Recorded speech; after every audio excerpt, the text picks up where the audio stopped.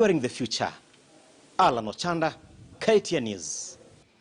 Alam Nachenda, my colleague in Meru County, thank you so much. Now, we shift our focus to matters road safety. And the reason as to why I want us to have this discussion before I reintroduce my guest, it's because World Day of Remembrance for Traffic Victims was marked on the 15th of November. And later on, I will be giving you some of the statistics from the National Transport Safety Authority when it comes to the number of accidents that have happened this year from the month of January to September compared to last year, the same period. So let me reintroduce my guest this morning. So with me here in studio is Dr.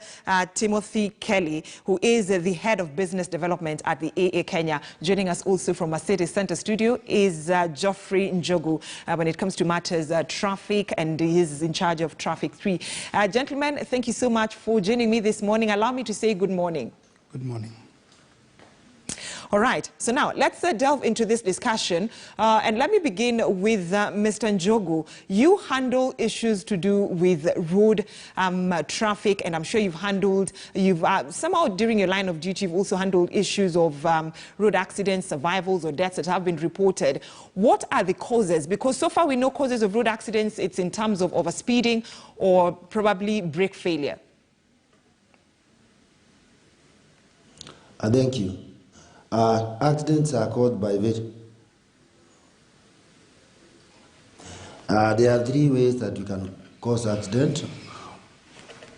One of them is human error. Human error on the part of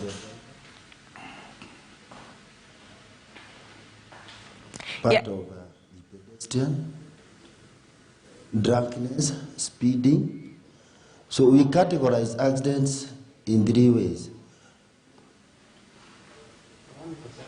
There's that of human error, there's the mechanical issue that can happen on the road, and then there is the weather condition sometimes. They can also contribute to accident. But 90%, over 80% of the accidents are caused by human error. And when you talk about this human error, it's good you've mentioned it, and because I was about to ask you, is it that some drivers feel like they're better drivers than others on the road? To an extent, yes. There are those drivers who are driving big vehicles. They are always on the speed. And when he sees another vehicle, he demeans that, and poor judgment at that time. As a result, you find a crash. All right, and let me bring in Mr. Kelly into this conversation. Mr. Kelly, you're from AA Kenya, yes. And I mean AA Kenya is more about training, of drivers. And the saddest thing is that when you see some accidents happen on the road, and some accidents can be avoided, and so many questions are asked, and I'm sure you've heard of that sentiment. Huyu kweli alisomea kwa darasa ama alikuwa nje akisomea through the window? Such questions are being asked because some accidents can actually be avoided. Yes, Brenda, I think a lot of accidents are caused by human error, and human error spans quite a number of things, from speed. Drivers are always competing on the road for some reason, competing with people who they don't know where they're going, and there's a reason. For some reason, they want to outdo the other vehicle. But the biggest error that happens on the human front is the lack of training. You realize that there are most people who are not properly trained on the road, and therefore they do not know the rules of the road, the traffic code. They do not know what to do when they're on the road, and the safe practices while driving. The second thing is that when people are fatigued or they are tired, then it impairs their judgment while they are on the road, because their response mechanism in their body is quite weak. And the other thing is, of course, intoxication. When somebody is high on alcohol or drugs, it also impairs their judgment on the road. So these factors around the human error bit contribute to road crashes. And what we do at AA Kenya is that we concentrate and focus on training the learner driver. That's the driver who is starting to drive for the first time. We also do advanced driver training, like defensive driving, executive driving, ambulance drivers, fire engine drivers, and all those kind of drivers who need to be at a high speed and yet still maintain road safety while out there. All right, and you, just to do a follow-up on what you've said in terms of the intense training of students who come to know how to drive, but then there's something within the matatu industry, the public service vehicle, there's something known as the squad. So a driver gives another person to drive the car from point A to point B.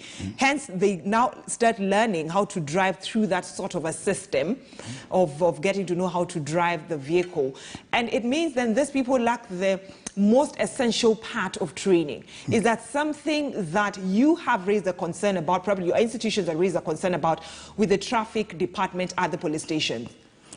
Yes, we've encountered that, Brenda, not only on the matatu sector, but also on border riders, where people begin to learn on their own, and it's a trial and error.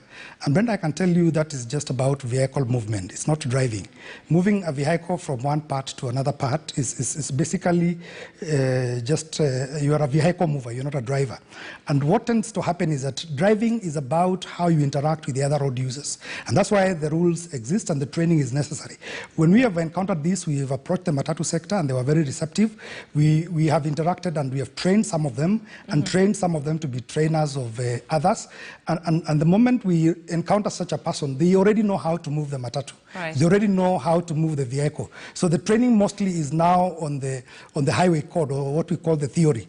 So that they get to understand the safety measures around moving that vehicle. The same thing we are doing with border. I think by now we've trained, from January, we've trained about 1,000. Right. That they were already on the road, and therefore we come in to help to train them so that when they're on the road, they can be taken care of and they can take care of themselves and other road users. All right, and Ms. Njogu, I don't know whether you have the numbers before I break down now the statistics in terms of the road carnage, but I don't know whether you have the numbers, the statistics, figures, in short, in terms of the question I'm about to ask you, just to follow up on what Mr. Kelly has said, in terms of people how many cases you've handled of people who've been gotten driving, yet they don't have that training and probably they don't even have a DL, a driving license? Okay, thank you. I didn't come with the figures, but whenever we get any person who is driving a vehicle and does not or is not competent to drive that class of a vehicle, we take him to court. The squad drivers, as you said, I want to go back, Kidogo. Yes, that's okay. Those squad drivers that you get, also we take them to court. The problem we have in our country today is that most of the things that you can be able to avoid are scratches. We don't.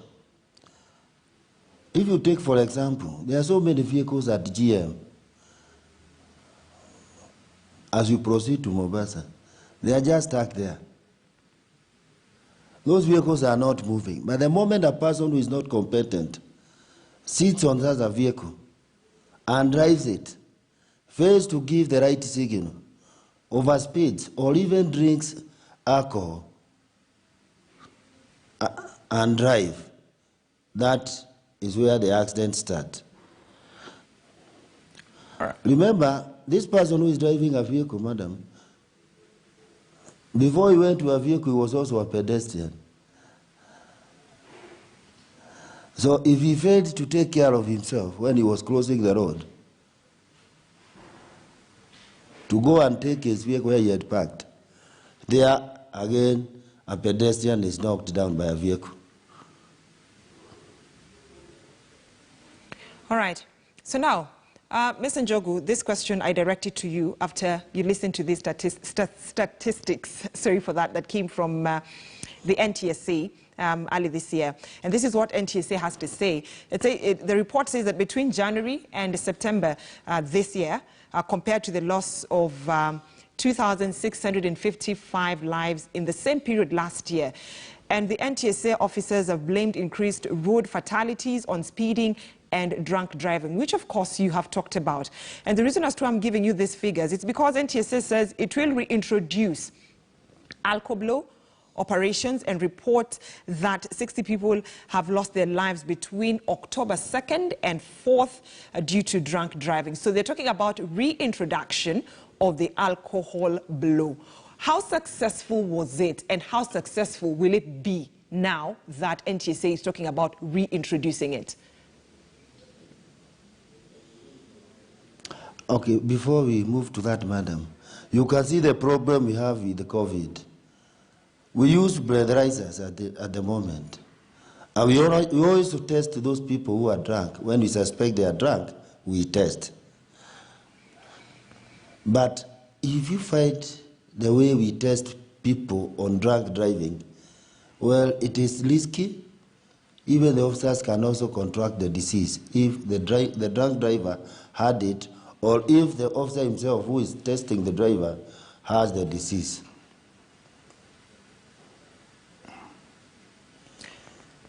So when NTSA talks about reintroducing the alcohol blow system, allow me to call it system, Mr. Njogu, and here you are, the police sector raising a concern about their safety when it comes to the spread of COVID-19, then how will this be implemented? I will sit together and see how we can be able to work on it. All right. So now, Mr. Kelly, yes, in terms of the reasons as to why NTSA has given for road carnage, drunken driving, and in terms of just overspeeding, and that is a song that has been sung year in, year out, there is a concern about the safety measures that have always been announced by the NTSA, the implementation of it, starting from the offices of the NTSA itself, drawing it down to the offices of the traffic police officers.